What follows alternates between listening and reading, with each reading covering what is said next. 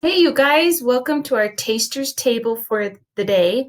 Our book today is going to focus on our word of the week, which is empathy. Remember, it's to understand how someone feels, empathy. And the book we are going to share with you today, I'm so excited for it. It's Adrian Simcox Does Not Have a Horse. And here we go. It is written by Marcy Campbell and illustrated by Karina Lukin.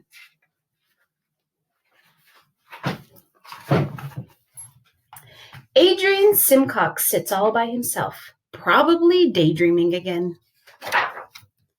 And Adrian Simcox tells anyone who will listen that he has a horse.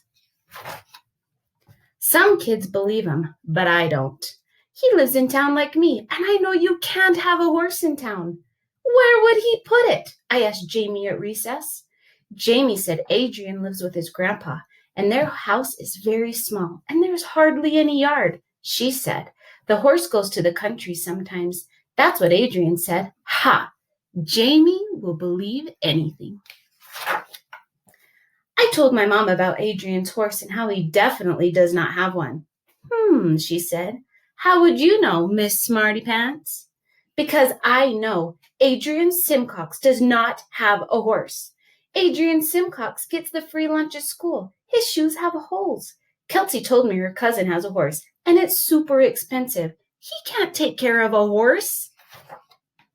Adrian Simcox can't even take care of his own desk. Our teacher always says, we must try to be understanding. We have to be patient. But I was tired of being patient with Adrian Simcox and tired of trying to understand why he kept telling everybody he had a horse when he did not.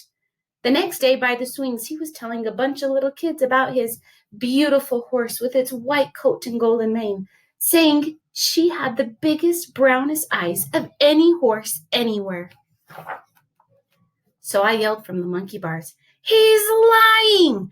Adrian Simcox does not have a horse! Even though I was upside down, I could see that made Adrian Simcox really sad. That night, I told my mom how Adrian was lying about his horse again, and she said, Chloe, it's time to take Chompers out for his walk. A little dog is a perfectly normal pet to have in town. Mom walked even faster than usual, so I had to run with Chompers to keep up. But when she got to the corner where we always turn left, she turned right. Why are we going over here? I asked. Chompers loved it, but I didn't. All the houses looked like they might fall down, and even though it wasn't trash day, it looked like it was. But Mom kept walking. When someone said evening, she said evening right back. And then I saw him, Adrian Simcox, at a little house down the street. I stopped walking. Chompers kept pulling. That's Adrian Simcox, I said.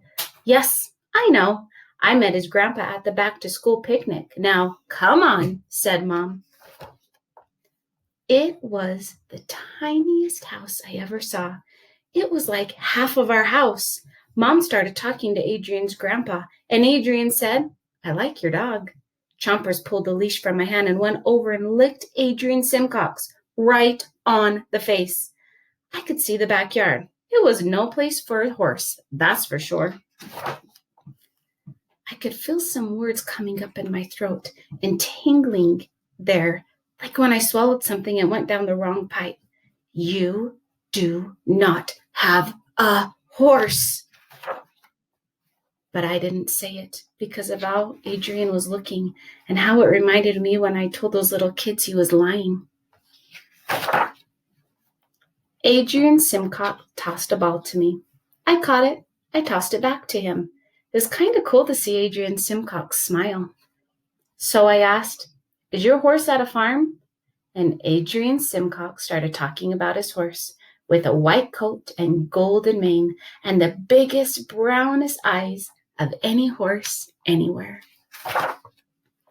And then I thought, Adrian Simcox had just about the best imagination of any kid in our whole school. And I also thought he had the most beautiful horse of anyone, anywhere. What a fantastic book that teaches us about empathy. I loved how she understood how Adrian felt and they became friends. What a great book. I hope you are reading. Bye, guys.